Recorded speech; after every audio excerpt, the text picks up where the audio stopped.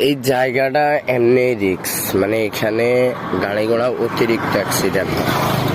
তাও এখানে যে বালুগুলো ফালাই রাখছে, মানে রাস্তার প্রায় একটা সিএনজি যাওয়ার রাস্তাটা মানে এইভাবে ব্লক করা আছে, কথা বলছেন।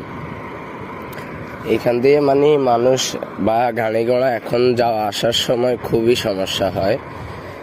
প্রায় অনেক দিন ধরেই এই বালুগুলা শুধু এইখানেই ফালাইতেছে।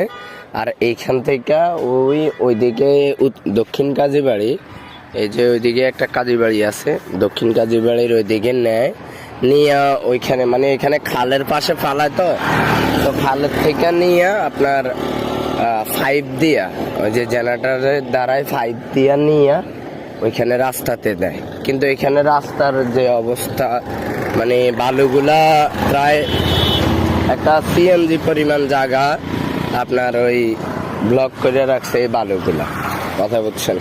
প্রায় আজকে 1 মাস থেকে এইরকম মানে এইরকম কিছু বালু ফালায়, আবার ওইগুলা নেওয়ার পরে আবারও ফালায়, এই অবস্থা আর কি।